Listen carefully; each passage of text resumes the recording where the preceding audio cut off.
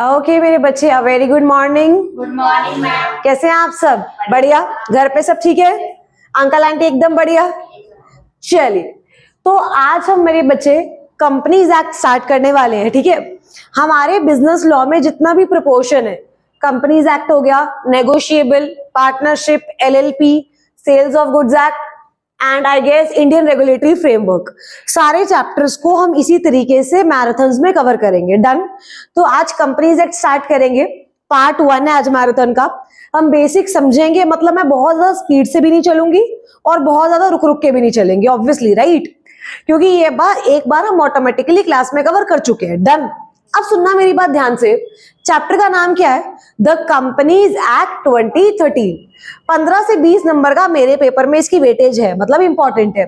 On the same time it is relatively easy. अब सुनना ध्यान से। क्या होता है, जब भी मुझे बिजनेस स्टार्ट करना है तो बिजनेस स्टार्ट करने के काफी सारे तरीके हैं। डन? मैं सोल प्रोप्राइटरशिप से भी बिजनेस स्टार्ट कर सकती हूँ, पार्टनरशिप से भी कर सकती हूँ। एक नया तरीका आ चुका है एलएलपी। तो उसी तरीके से कंपनी भी एक सिर्फ तरीका है बिजनेस को शुरू करने का। क्या मेरे को बिजनेस शुरू करने के लिए कंपनी ही बनानी है? ऐसा नहीं है। क्या मैं कंपनी बना सकती हूँ? यस। अगर मैंने कंपनी बना ली तो क्या कंपनीज एक्ट लग जाएगा? यस। सिंपल है, राइट?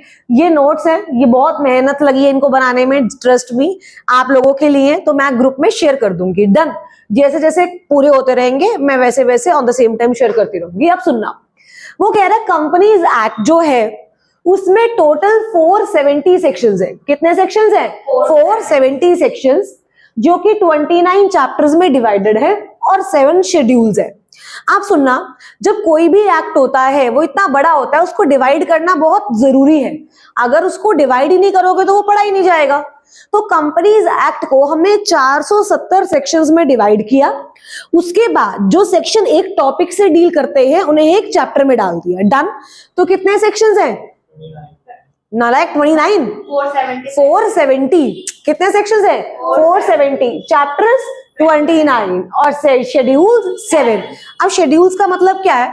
कंपनीज एक्ट जब हम लोग पढ़ते हैं, बहुत सारी ऐसी चीजें हैं जैसे कि balance sheet, profit and loss का फॉर्मेट हो गया, आर्टिकल ऑफ एसोसिएशन का फॉर्मेट हो गया, मेमोरेंडम का फॉर्मेट हो गया। अब ये फॉर्मेट अगर सेक्शंस में दे दिए जाएं तो क्या सेक्शन अननेसेसरी लेंथी बन जाएंगे? यस। तो ऑलमोस्ट ये सारे जो फॉर्मेट्स हैं, ये सारे जो फॉर्म्स हैं, ये दिए गए हैं मेरे बच्चे शेड्यूल्स में। किसमें दिए गए हैं? शेड्यूल्स में। क्या यहां तक हम क्लियर है? अब आगे चलते हैं। अब लॉ मेकर कह रहा है द कंपनीज एक्ट 2013 जो है ये एक एक्ट है। क्या है? एक्ट। अब एक्ट कैसे बनता है? देखो, मैं आपको बहुत ही बेसिक सा फ्रेमवर्क बताती हूँ। सबसे पहले बिल ड्राफ्ट होता है। डन? कुछ लोग मिले, एक बेसिकली एक कमिटी बनी, उन्होंने बिल ड्राफ्ट किया। वो बिल लोकसभा से पास हुआ, राज्यसभा से पास हुआ, उसके ऊपर प्रेसिडेंट के साइन हुए। उसके बाद वो क्या बन जाता है? एक्ट। क्या बन जाता है? एक्ट। और जब वो ऑफिशियल गैजेट में नोटिफाई होता है तब हम मान लेते हैं कि ये बात पूरे हिंदुस्तान को पता चल चुकी है कि इंडिया में द कंपनीज एक्ट 2013 आ चुका है। डन? अब तो जब मैं बोलती हूं एक्ट, आइए, जब मैं क्या बोलती हूं बच्चे? Just give me a minute. Act. तो सबसे पहले एक बिल ड्राफ्ट होता है, उसके बाद लोकसभा से पास होता है, राज्यसभा से पास होता है, ये रहा लोकसभा, राज्यसभा, और लास्ट में क्या बोला था मैंने? प्रेसिडेंट के साइन। जब ये काम हो जाते हैं तो वो जो बिल है उसे क्या बोल दिया जाता है? एक्ट। उसे क्या बोल दिया जाता है? एक्ट। और इस एक्ट को फिर हमें कहां नोटिफाई करना होता है? ऑफिशियल गैजेट में। कहां नोटिफाई करना होता है? Official gazette. ऑफिशियल गैजेट है मतलब भारत का राजपत्र। जब हमारे इंडिया में कोई भी लॉ आता है, कोई भी रूल आता है, तो वो हमेशा कहां नोटिफाई किया जाता है? ऑफिशियल गैजेट में। कहां नोटिफाई किया जाता है? ऑफिशियल गैजेट में। अगर एक बार कोई भी चीज ऑफिशियल गैजेट में छप गई, इसका मतलब क्या है? कि अब वो बात सबको पता चल चुकी है। कि यहां तक क्लियर है? अब सुनना मेरी बात। अब लॉ मेकर यहां कह रहा है कि कंपनीज एक्ट को प्रेसिडेंट की असेंट मिली थी 29 अगस्त 2013। कब मिली थी? 29 अगस्त 2013। और ऑफिशियल गैजेट में उसके अगले दिन आ गया था, यानी 30 अगस्त 2013। कब आ गया था? 30 अगस्त 2013। जल्दी बताओ, प्रेसिडेंट की असेंट कब मिली थी? 29 अगस्त 2013 प्रेसिडेंट की असेंट, और ऑफिशियल गैजेट में 30 अगस्त 2013। अच्छा, अब समझो 470 सेक्शंस थे। 470 सेक्शंस एक बारी में इंप्लीमेंट करना क्या डिफिकल्ट है? बिल्कुल डिफिकल्ट है, कोई नहीं कर सकता। तो धीरे धीरे करके इंप्लीमेंटेशन शुरू हुई। इंप्लीमेंटेशन शुरू हुई 12th ऑफ सितंबर से। कहां से शुरू हुई? 12th ऑफ सितंबर से। क्या यहां तक आप सब मेरे साथ हो? अब सुनना, ये बोला गया कि कंपनी, जब हम कंपनी को बनाते हैं तो कुछ लोग चाहिए होते हैं कंपनी को बनाने के लिए। यस। क्या कंपनी बनाने का एक प्रॉपर प्रोसेस होता है? यस, बिल्कुल होता है। कुछ डॉक्यूमेंट्स होते हैं जो हमें फाइल करने पड़ते हैं। बट उससे पहले ये समझना बहुत जरूरी है कि कंपनी का मतलब क्या है, कंपनी होती क्या है। तो ये बताया गया है सेक्शन 2 क्लॉज 20 में। कौन से सेक्शन में? Section 2 clause 20। बोलिए कौन सा सेक्शन? 2 क्लॉज 20। इसमें क्या बोला गया? Company means a company incorporated under this act or any previous company law। एक बार रिपीट करिए, as per section 2 clause 20। देखो, जितना ज्यादा रिपीट करोगे उतना ज्यादा आपके लिए अच्छा है, क्योंकि ये रिवीजन क्लास है, राइट। आइए, as per section 2 clause 20, company means a company incorporated under this act or any previous company law। मतलब लॉ मेकर ये बोलता है। अच्छा मेरी बात सुनो, कंपनी है तो एसोसिएशन ऑफ पर्सन ही, वो कुछ लोग मिलकर ही तो कंपनी बनाते हैं ना, हाँ या ना। अब अगर आपको पता हो, प्राइवेट कंपनी बनाने के लिए कितने लोग चाहिए? कम से कम 2। प्राइवेट कंपनी बनाने के लिए कम से कम कितने लोग चाहिए? 2। और पब्लिक बनाने के लिए कम से कम कितने लोग चाहिए? 7। कितने चाहिए? 7। वो कह रहा है जब ये 2 लोग अगर प्राइवेट बनानी है, जब ये 7 लोग अगर पब्लिक बनानी है, जब साथ में आते हैं, इस एक्ट में रजिस्टर्ड होते हैं। इनकॉर्पोरेटेड का मतलब रजिस्टर्ड, या तो दिस एक्ट मतलब या तो 2013 वाले में रजिस्टर्ड है, या previous company law. Previous company law मतलब क्या 2000 से पहले भी कंपनी लॉ होते थे? 13 से, बिल्कुल। अगर आप उनमें भी रजिस्टर्ड थे तो भी आप क्या हो? कंपनी। तो भी आप क्या हो? कंपनी। अब सुनना, कंपनीज एक्ट 2013 पढ़ रहे हैं हम, यस और नो? क्या 2013 से पहले भी एक्ट होते होंगे? यस। जिसे 2013 से पहले था 1956, 1956। कौन सा था? 1956। अगर मैं 1956 में भी रजिस्टर्ड हूं तो भी क्या मैं कंपनी हूं? यस। समझो, तो भी मैं कंपनी हूं। यस। वो कह रहा है या तो तुमने अपने आप को 2013 में रजिस्टर करा लिया, या फिर तुम उसके पहले के बने हुए हो, हम फिर भी तुम्हें कंपनी मानेंगे। और अगर एक बार तुम्हें कंपनी मान लिया तो तुम्हारे ऊपर क्या लग जाएगा?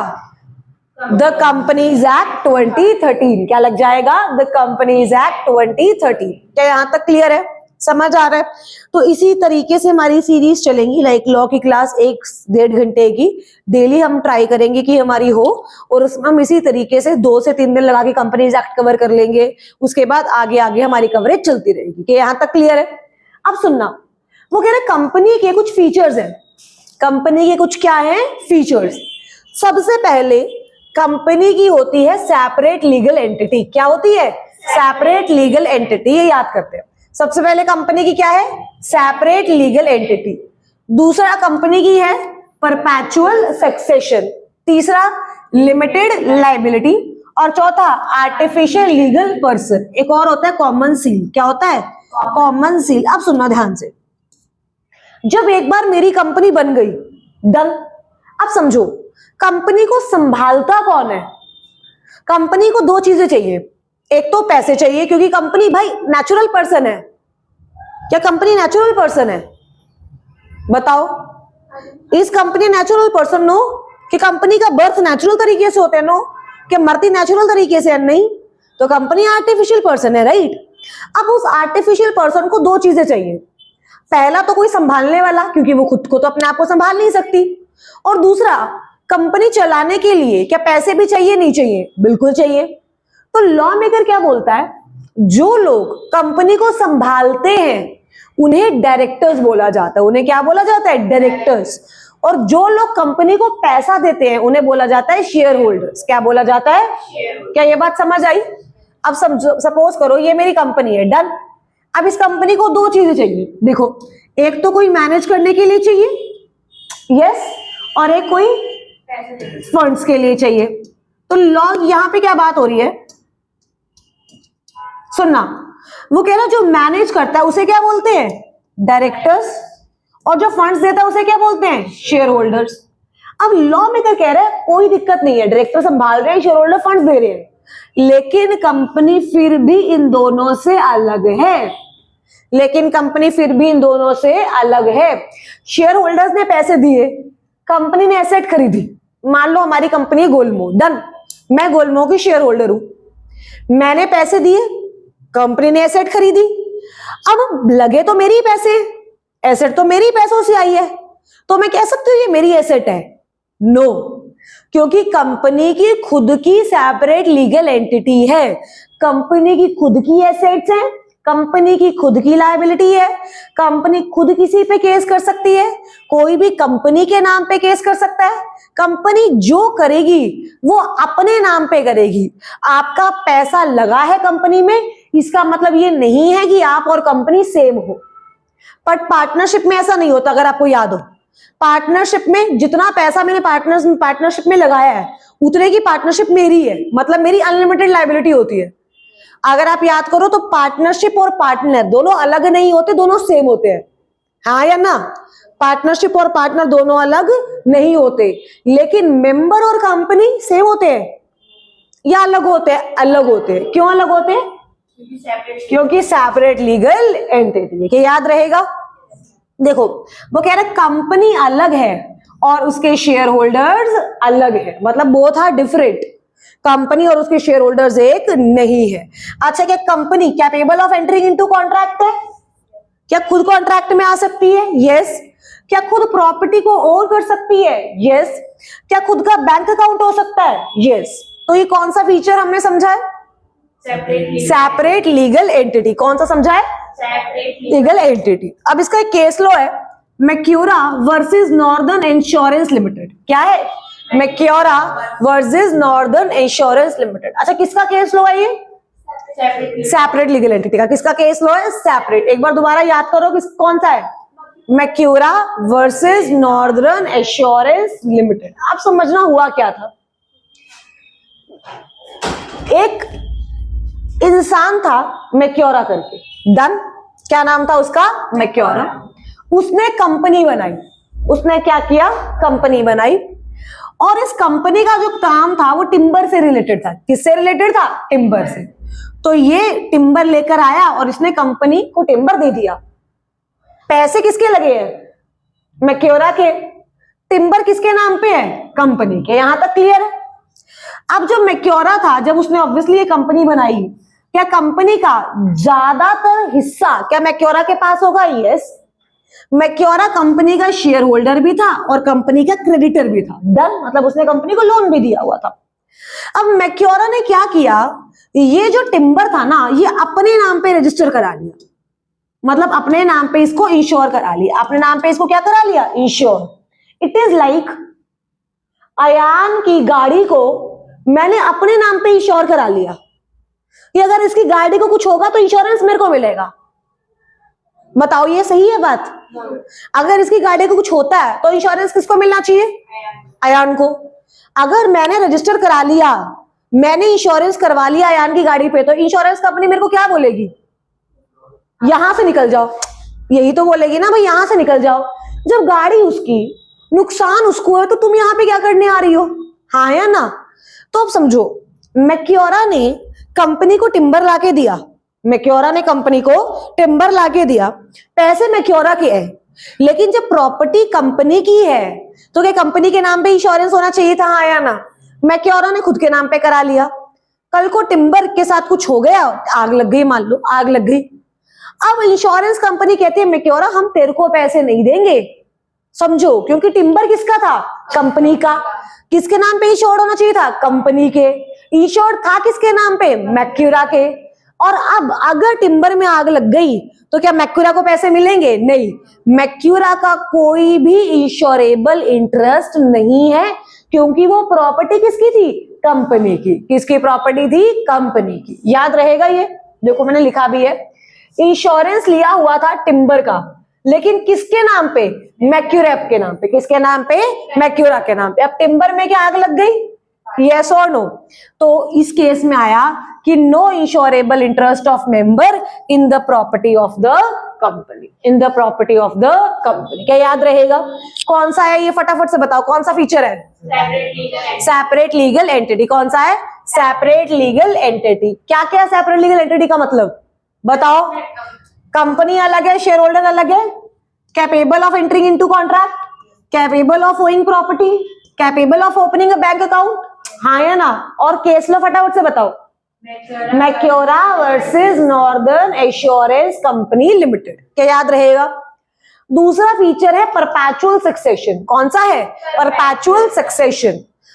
देखो, जिंदगी में बहुत लोग आएंगे, बहुत जाएंगे।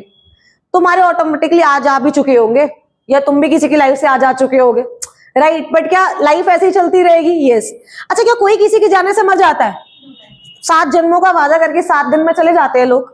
अब इधर समझो ध्यान से, परपैचुअल सक्सेशन का क्या मतलब होता है कि भाई जितने भी मेंबर्स आए, जितने भी गए, हमें कोई फर्क नहीं पड़ता, कंपनी चलती रहेगी। समझो, क्या कंपनी नेचुरल पर्सन है? नहीं।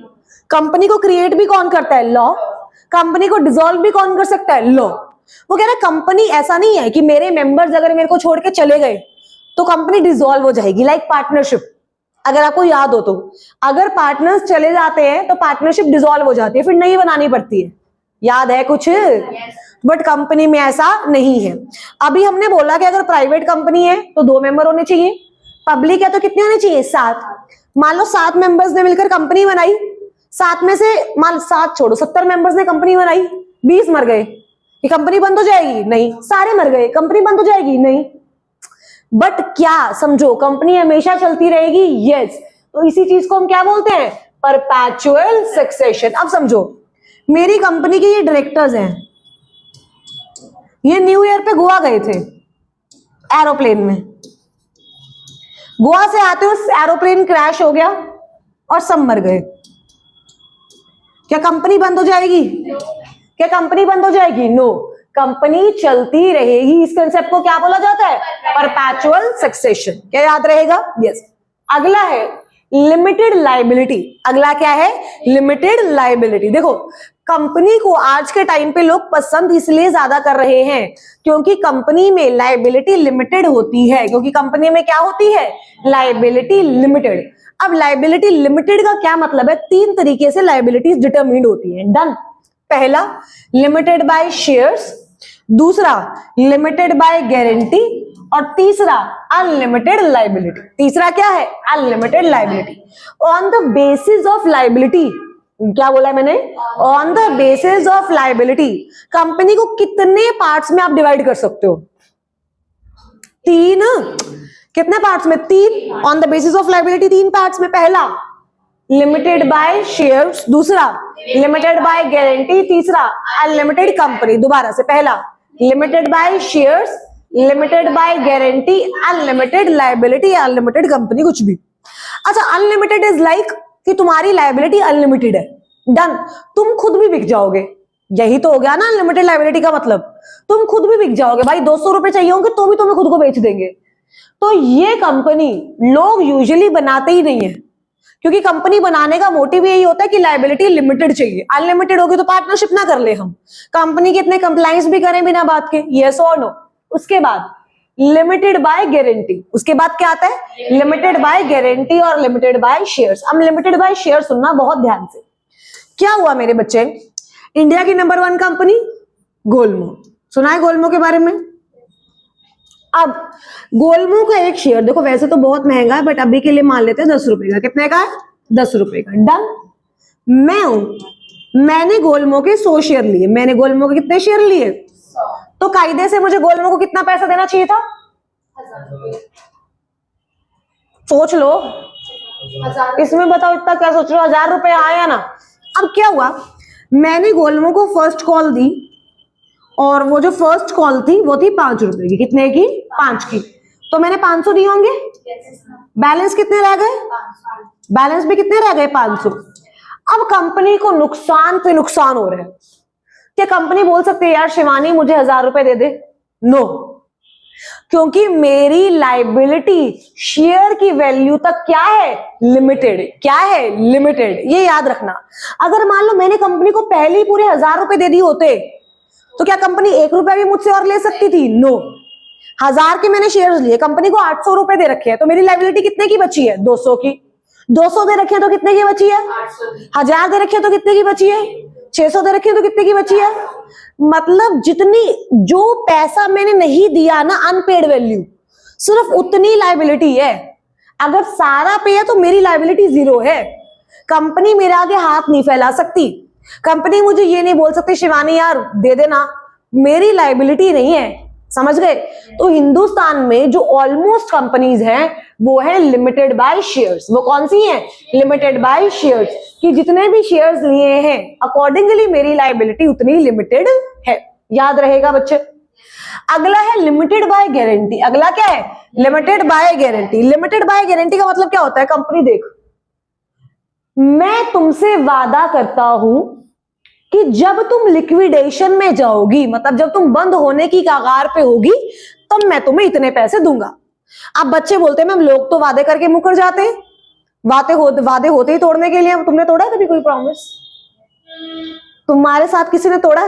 कह रहे पता नहीं, आरती की पता नहीं, बहुत कुछ बता दिया मुझे, बट ठीक है। अब सुनना ध्यान से। तो इसमें क्या होता है? Limited by guarantee. बच्चे जब कंपनी का मेमोरेंडम तैयार होता है ना, हमने क्या पढ़ा था कि जब कंपनी बनती है तो 2 बेसिक डॉक्यूमेंट्स होते हैं जो कंपनी को रजिस्ट्रार के पास फाइल करने होते हैं। एक तो होता है मेमोरेंडम ऑफ एसोसिएशन और एक कौन सा होता है? Article of association. एसोसिएशन हाँ, एओए तो आर्टिकल ऑफ एसोसिएशन ही तो।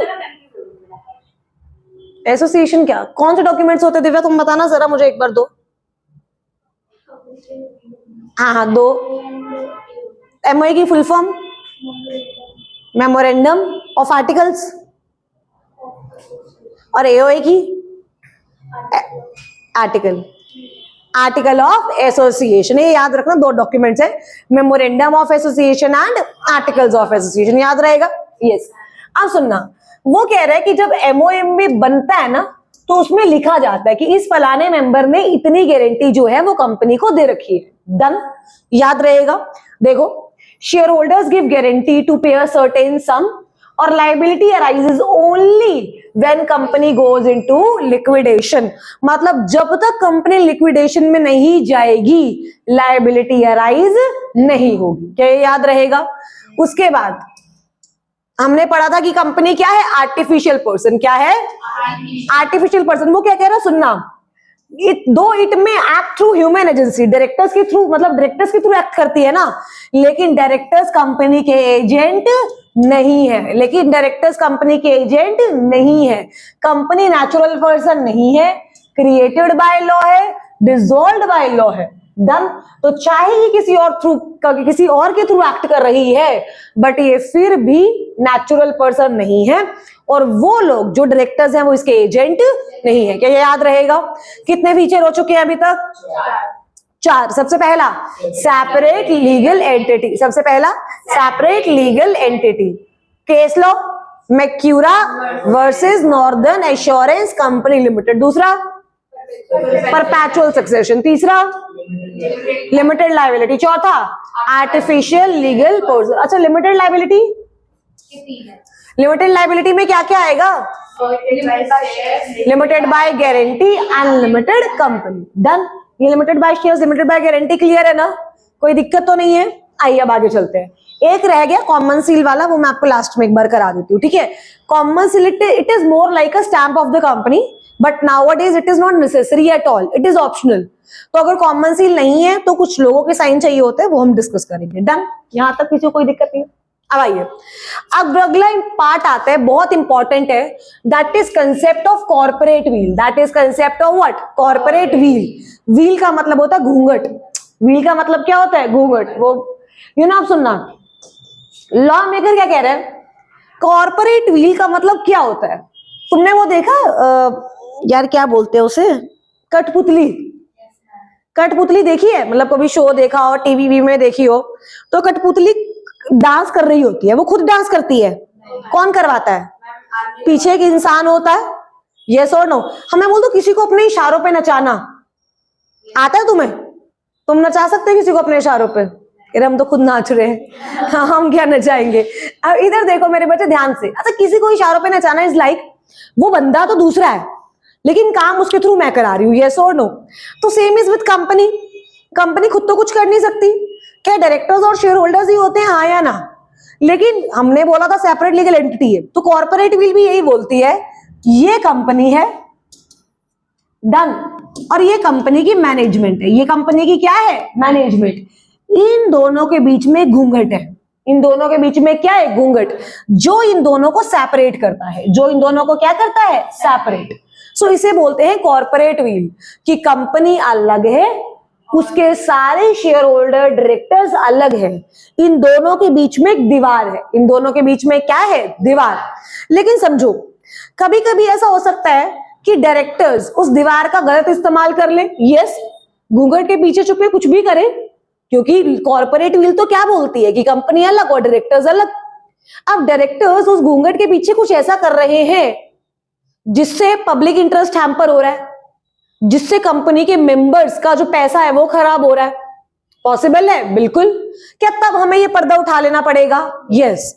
तो जब ये पर्दा उठाया जाता है इसे बोलते हैं लिफ्टिंग ऑफ कॉर्पोरेट विल। क्या बोलते हैं?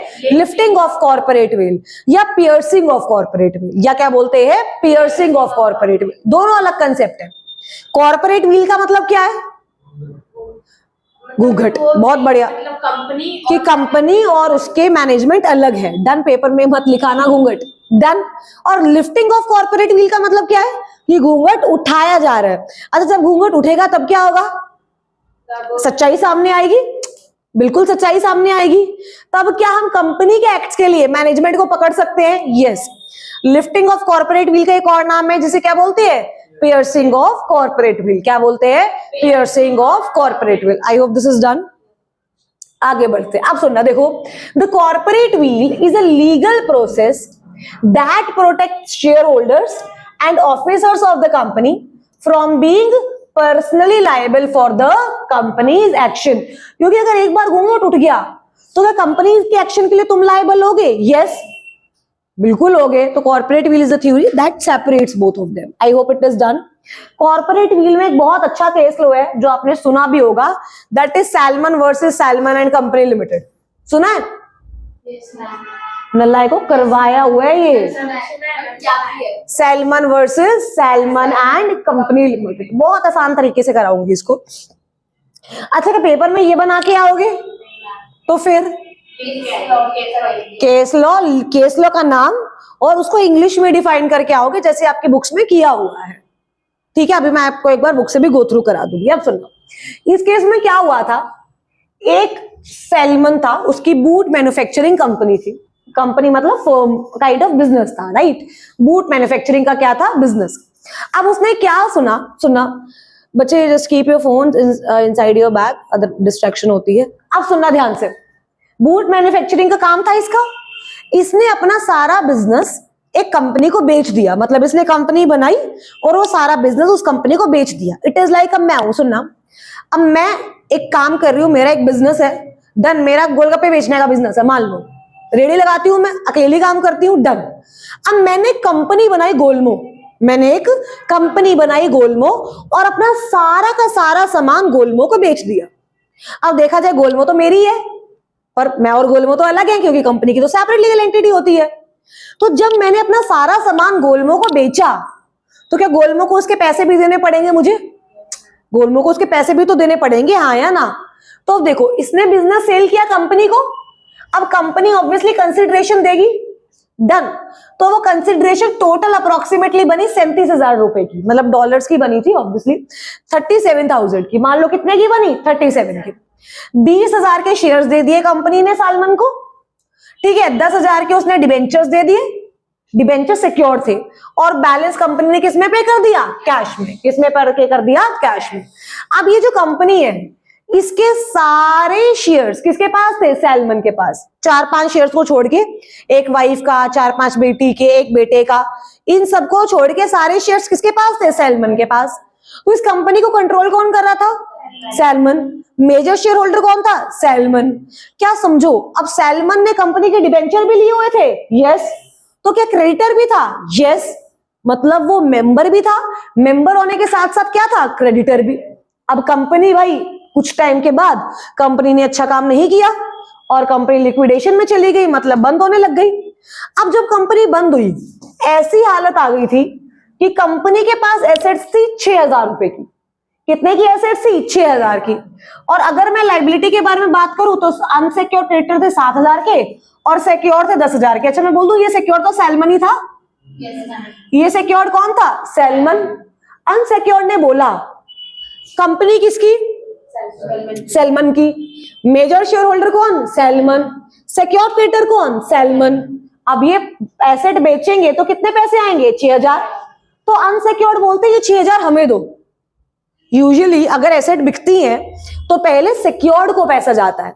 पहले किसको पैसा जाता है? सिक्योर्ड को, उसके बाद अनसिक्योर्ड को जाता है। ये हमेशा याद रखना, जब भी कंपनी बंद होती है, जब भी कंपनी लिक्विडेशन में जाती है, सबसे पहले किसको पैसा जाता है? सिक्योर्ड को। सबसे पहले किसको जाता है? सिक्योर्ड को। उसके बाद कुछ बचता तो किसको जाता है? अनसिक्योर्ड को। तो अनसिक्योर्ड क्रेडिटर बोले भाई सैलमन की वजह से ही तो सब हुआ है, सैलमन ही तो इसके पीछे है, तो सैलमन को पैसे मत दो, पैसे हमें दो। कोर्ट ने बोला ऐसा नहीं हो सकता, क्योंकि सैलमन और कंपनी दोनों सेम है या अलग है? अलग है। और अगर कंपनी की एसेट बिकती है तो सबसे पहले किसको जाती है? सिक्योर्ड को। किसको जाती है? सिक्योर्ड को। और सिक्योर्ड कौन है? सैलमन। सिक्योर्ड कौन है? सैलमन। तो यहां पे भी ये 6,000 पहले किसके पास गए होंगे? सैलमन के पास। किसके पास गए होंगे?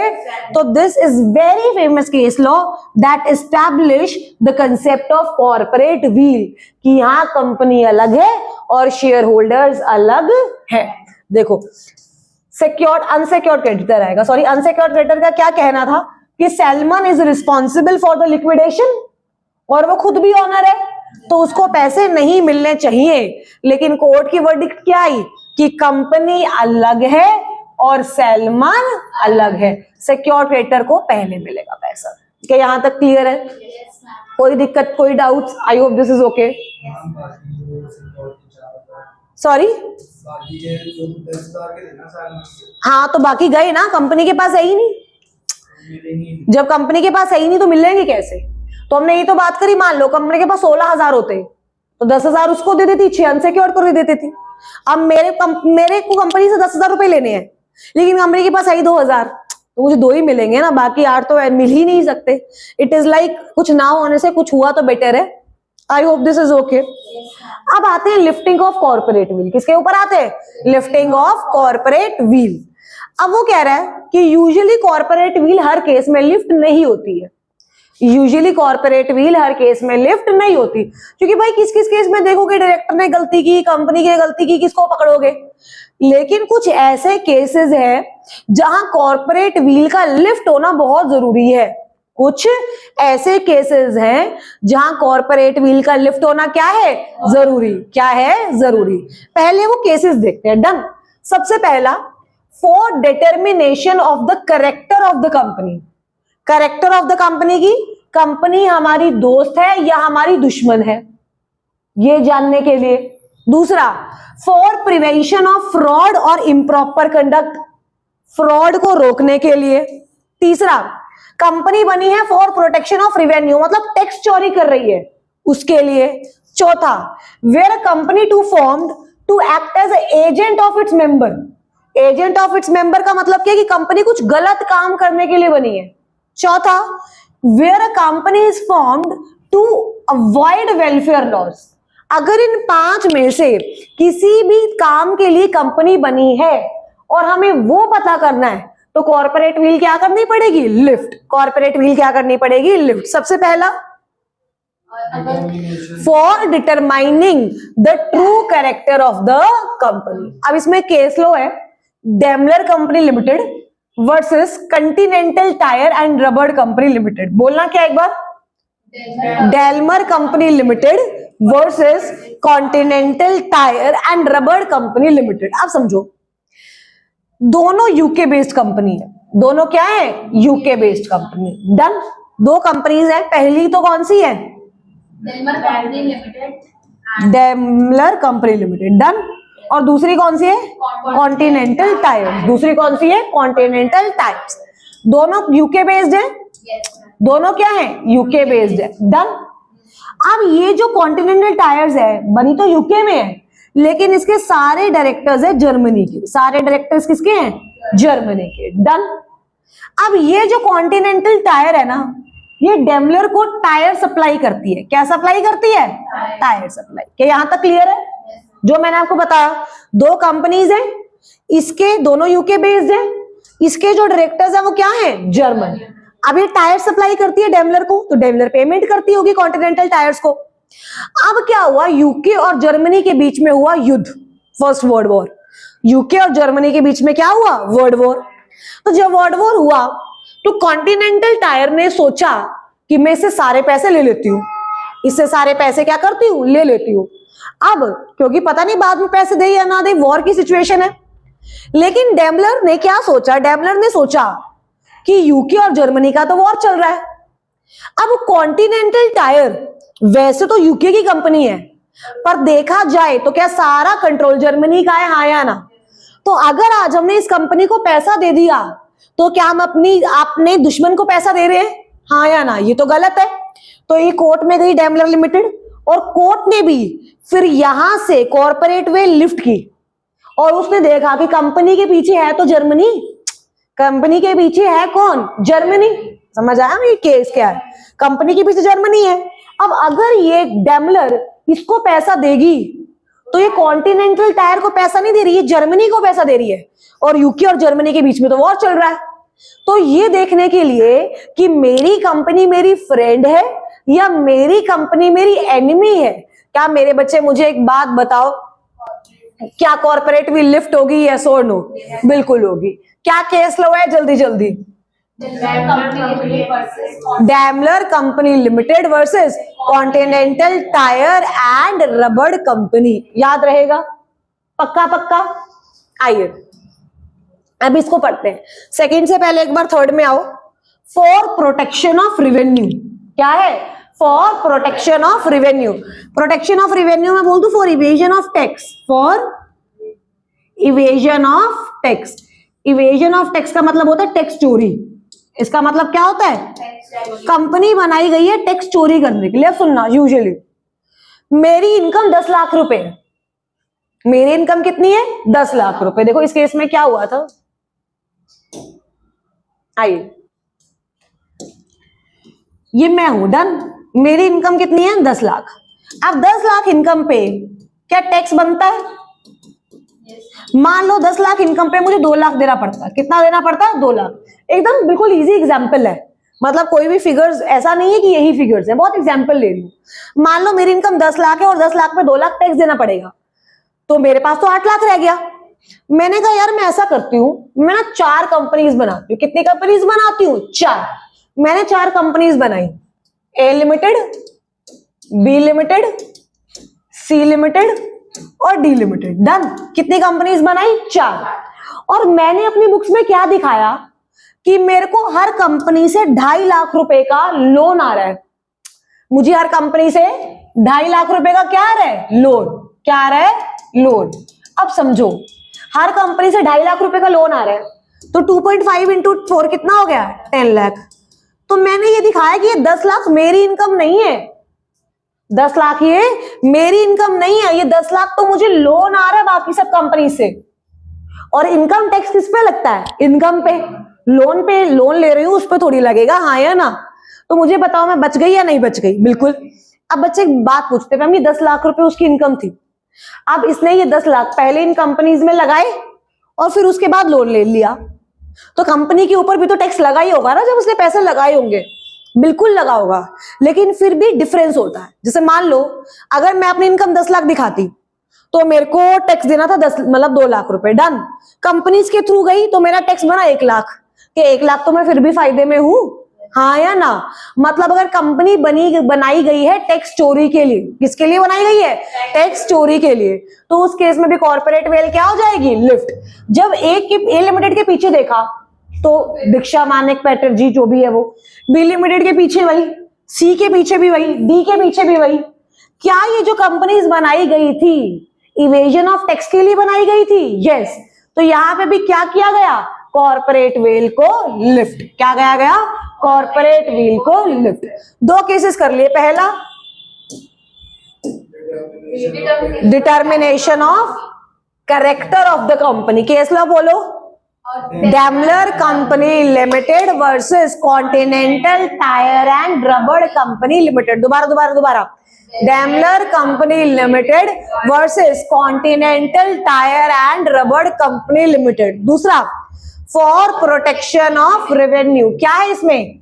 दिनशा मानेकजी पैटेंट। क्या है? दीक्षा नहीं है, दिनशा मानेकजी पैटेंट। दोबारा क्या है? दिनशा मानेकजी पैटेंट। क्या क्लियर है? आगे, where a company is to be formed to avoid welfare loss. To avoid what? Welfare loss.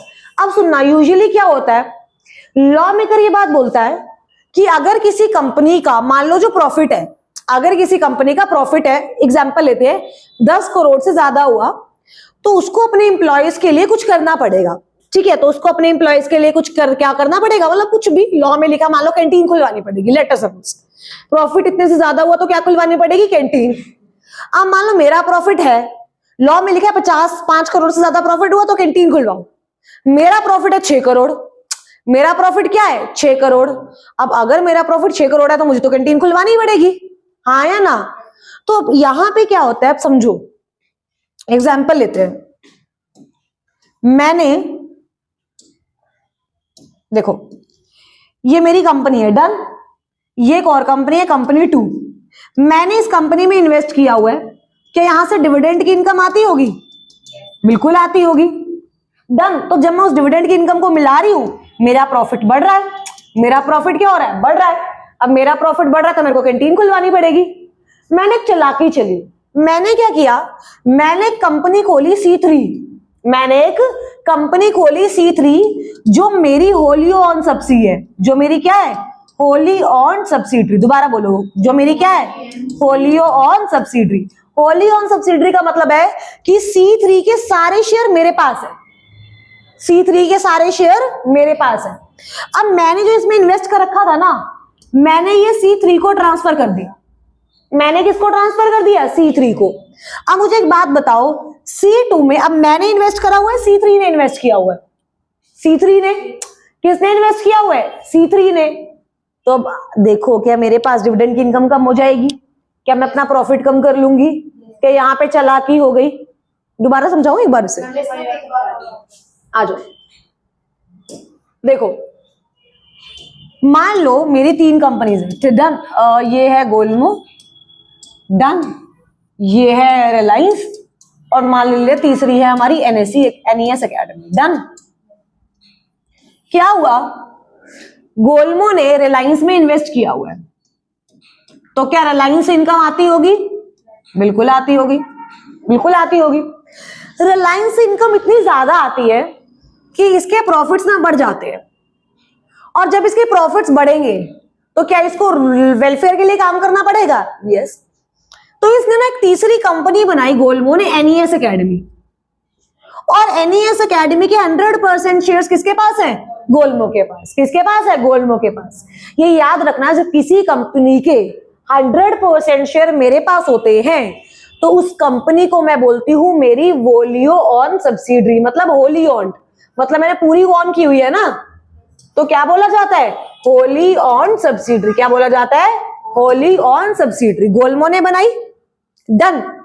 अब मैंने क्या किया, जो मेरी इन्वेस्टमेंट रिलायंस में मैंने अपने नाम से की हुई थी ना, मैंने वो इन्वेस्टमेंट यहां ट्रांसफर कर दी। मैंने वो इन्वेस्टमेंट यहां क्या कर दी? ट्रांसफर। अब ये जो इनकम है, क्या ये इनकम भी ऑटोमेटिकली यहां चली जाएगी? क्या ये इनकम भी ऑटोमेटिकली यहां चली जाएगी? क्या मेरे प्रॉफिट कम हो गए? मेरी इनकम कम हो गई। अब मेरे को तो वेलफेयर के लिए कुछ करना ही नहीं पड़ा, लेकिन लॉ मेकर कह रहे हैं जब हम NES एकेडमी से पर्दा उठाएंगे तो पीछे है तो गोलमोई, हाँ ये नो, पीछे है तो कौन, गोलमो। तो क्या लोग ऐसा करते थे? यस। तो ये ही कुछ केसेस हैं जिसमें कॉर्पोरेट व्हील क्या की जाती है, लिफ्ट, क्या की जाती है, लिफ्ट। 3 केसेस हो गए। सबसे पहला determining the true character of the company, दूसरा प्रोटेक्ट द रेवेन्यू, तीसरा company is form to avoid welfare. यहां तक क्लियर है? कंपनीज एक्ट में कितने सेक्शन है? 470। कितने शेड्यूल्स? 27, 29 शेड्यूल्स। करेक्टर्स है 29, ये चैप्टर्स ना, लाइक करेक्टर्स, तुम हो करेक्टर तो, और 7 क्या है? शेड्यूल। अच्छा, प्रेसिडेंट ने असेंट कब दिया था? प्रेसिडेंट ने असेंट कब दिया था? 29 अगस्त। 29 अगस्त, हाँ ये याद, 29, 30 याद कर लो, ये याद नहीं है किसका क्या था। ऑफिशियल गैजेट में कब नोटिफाई होने वाला है? 30 अगस्त। मेरे को कंपनी की डेफिनेशन सुनाना एक बार। As per section 2 clause 20, company means a company incorporated under this act or previous company law। नलायकों, क्या फीचर है कंपनी के? Separate legal entity, perpetual succession, limited liability, artificial person. अच्छा, और कॉमन सील मुझे बताओ, सेपरेट लीगल एंटिटी का case law. बहुत बढ़िया, बहुत बढ़िया। मैक्रो, मैक्रो बताना। मोरक्को, हाँ आगे मोरक्को, नॉर्दर्न एसोसिएशन, ये एश्योरेंस। बुरे हाल है कसम से तुम्हारे। और उसके बाद कॉर्पोरेट व्हील का केस लॉ क्या था? ये बैक कैसे, सैलमन वर्सेस। आइए एक बार हम अपने मॉड्यूल पे चलते हैं।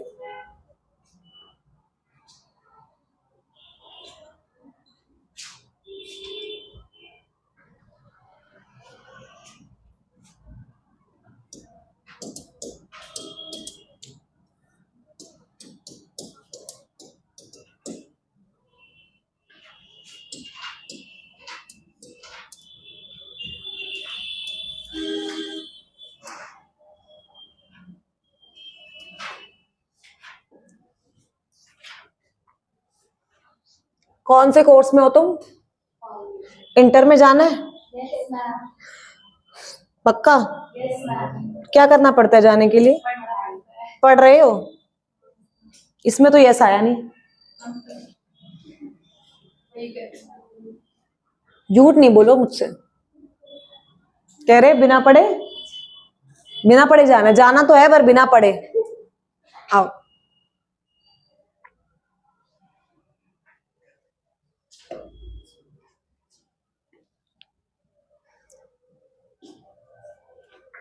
देखो एक बार अपने मॉड्यूल से देख लेते हैं।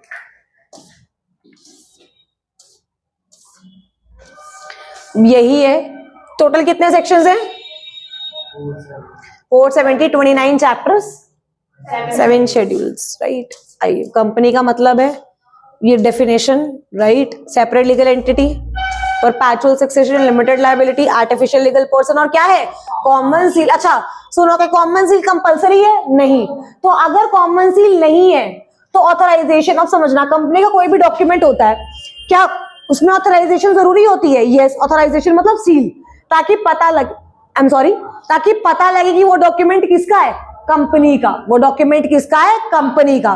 तो कह रहा अगर इनकेस कॉमन सील नहीं है तो कौन ऑथराइज करेगा? सुनना, 2 डायरेक्टर्स, बोलो 2 डायरेक्टर्स, या फिर एक डायरेक्टर और एक company secretary, where the company has appointed a CS। अब मेरी बात सुनना, कॉमन सील है तो क्या लगेगा? Common seal. कोई दिक्कत? कोई दिक्कत? तो फिर बोलना होता है ना। अच्छा अगर मान लो कॉमन सील नहीं है तो क्या होगा? कौन साइन करेगा? 2 डायरेक्टर्स। रुक जाओ। 2 डायरेक्टर या फिर एक डायरेक्टर प्लस एक कंपनी सेक्रेटरी अगर CS है। अब सुनना, बच्चे पानी देने। एक कंपनी में सीएस है तो क्या सीएस के साइन मैंडेटरी है? यस, क्योंकि क्या लिखा है, 2 डायरेक्टर, और अगर कंपनी में सीएस है तो 1 डायरेक्टर प्लस 1 कंपनी सीएस। याद रहेगा, क्वेश्चन आ चुका है, एक बार बता दो, अगर मेरी कॉमन सील है तो क्या लगेगा? 2 डायरेक्टर है तो कुछ नहीं लगेगा, फिर कॉमन सील लगेगी। क्या तुम कार्टून मार्टून हो क्या कुछ, बताओ। और अगर कॉमन सील नहीं है तो फिर 2 डायरेक्टर के साइन लगेंगे, या फिर अगर कंपनी में सीएस अपॉइंटेड है, कंपनी में सीएस अपॉइंटेड है तो 1 डायरेक्टर प्लस 1 सीएस। याद रहेगा। आ जाइए, उसके बाद लिफ्टिंग ऑफ कॉर्पोरेट व्हील चल रहा है। देखो, to determine the character of the company, कौन सा केस लॉ है? क्या करा चुके हैं? रिवेन्यू और टैक्स में सिर्फ ये याद रखना, दिनशा, मैनेक जी, पैटेट। लीगल ऑब्लिगेशन वाला भी हो चुका है। अरे नालायक, वही वाली तो है, वेलफेयर वाला। नहीं नहीं नहीं, ये अलग है, सॉरी माय बैड, ये अलग है, ये अलग है। वो तो था, वो भी अकाउंट ऑफ इसी में ही आ जाएगा। आओ देखो, ये वाला भी कर सकते हो, ऑलमोस्ट सेम है, ठीक है। दोनों का जो कॉन्टेक्स्ट है वो दोनों का सेम है। Done. The workman employed in association rubber industries limited Bhavnagar versus the associated rubber industries limited Bhavnagar and other. इसको हम यूजुअली कौन सा केस लो बोलते हैं? Workman of associated rubber limited versus associated rubber limited industry. जो मैंने अभी आपको केस लॉ करवाया था टू अवॉइड लीगल ऑब्लिगेशन वाला, वेलफेयर वाला, इसमें भी वही है। अच्छा, कौन सा केस लो था वेलफेयर वाला? सी और C1 और C। हाँ, तो क्या थे वो? C2 में इन्वेस्ट करेगी, वहां से इनकम आएगी, और वो वहां पर वेलफेयर के लिए काम नहीं करना चाहती, तो C3 पे वो अपनी इन्वेस्टमेंट ट्रांसफर करेगी, साथ में इनकम भी ट्रांसफर। ठीक है, अब आइए, formation of subsidiaries to act as agent. Formation of subsidiaries to act as agent का मतलब क्या होता है? मान लो, समझो ध्यान से, मेरी सिस्टर को 500 रुपए चाहिए, वो पापा के पास गई, बोली 500 दे दो, पापा ने बोला नहीं दूंगा। वो मेरे पास आई, बोली यार तू चली जाना, तू जाएगी, तू बोलेगी तो मुझे मिल जाएंगे। अब मैं जो 500 रुपए मांगने जा रही हूं, क्या अपने लिए मांगने जा रही हूँ या एजेंट हूं? अब मेरे 500 रुपए के पीछे है तो वो ना। तो इसका मतलब क्या होता है बच्चे? कंपनी है, कभी कभी कंपनी को कोई कॉन्ट्रैक्ट नहीं मिलता क्योंकि कंपनी की गलती होती है, लाइसेंस कैंसिल हो जाता है, तो कंपनी अपनी सब्सिडरी बनाती है और उसके थ्रू वो काम करने की कोशिश करती है। लेकिन वो सब्सिडरी तो है कंपनी की एजेंट ही ना, यस और नो? तो क्या यहाँ पे भी कॉर्पोरेट व्हील लिफ्ट हो जाएगी, यस और नो? तो देखो, formation of subsidiaries to act as agent, इसका केस लो है merchandise transport limited versus British transport commission. इसमें भी यही हुआ था, ये जो ट्रांसपोर्ट कंपनी है इसका लाइसेंस कैंसिल हो गया था, तो इसने दूसरी कंपनी बनाई थी। डन। तो दूसरी जो कंपनी थी वो बनी तो इसी के बेसिस पे। तो क्या मुझे एक बात बताओ यहाँ पे, क्या जो दूसरी कंपनी मेरी बनी है इसी की तो एजेंट है? तो क्या कॉर्पोरेट व्हील लिफ्ट होनी चाहिए? यस। या कुछ भी ऐसा फ्रॉड के लिए बना रहे हो या लॉ को खत्म करने के लिए बना रहे हो, क्रेडिटर्स को धोखा देने के लिए बना रहे हो, तो भी कॉर्पोरेट व्हील क्या होनी चाहिए? लिफ्ट। क्या होनी चाहिए? लिफ्ट। इसका केस लो है Gilford motor company versus ordinary. That's it. अब मुझे एक बात बताओ, कितने केस हो गए जिसमें कॉर्पोरेट व्हील लिफ्ट होगी? 5। Keep your hand like this, keep your hand like this. कितने केस हो गए जिसमें लिफ्ट होगी? 5। पहला, trading with enemy, to determine whether वो फ्रेंड है या एनिमी। दूसरा, टैक्स इवेजन। दूसरा, टैक्स इवेजन। तीसरा, अवॉइड लीगल ऑब्लिगेशन। तीसरा, अवॉइड लीगल ऑब्लिगेशन और वेलफेयर। 5वां, सब्सिडरीज बनाई है, सॉरी चौथा, सब्सिडरीज बनाई है टू एक्ट एज एजेंट। चौथा, सब्सिडरीज बनाई है टू एक्ट एज एजेंट। और 5वां, कंपनी बनी है कुछ इलीगल काम के लिए। कंपनी बनी है कुछ इलीगल काम के लिए, फ्रॉड करने के, क्रेडिटर्स को डिफ्रॉड करने के लिए। इन 5 केसेस में कॉर्पोरेट व्हील क्या हो जाएगी? लिफ्ट। एक बार दोबारा से, कितने केसेस हैं? 5। Keep like this. कितने केसेस हैं? पहला, ट्रेडिंग विद एनिमी। दूसरा, इवेजन ऑफ टैक्स, दूसरा इवेजन ऑफ टैक्स, तीसरा अवॉइड लीगल ऑब्लिगेशन या वेलफेयर, चौथा formation of subsidiaries to act as agent, पांचवा इलीगल पर्पस। अच्छा, ट्रेडिंग विद एनिमी में कौन सा था? डेल्मर वाला था, डैमलर वाला था ना। उसके बाद टैक्स इवेजन में दिनशा मानिक पैटर्जी था। वेलफेयर के केस में वर्कमैन एसोसिएशन वाला। Legal obligation merchandise transport company, merchandise transport limited versus British transport commission. और इलीगल केस में Gilford motor company versus Horne. Done, क्या यहां तक क्लियर है?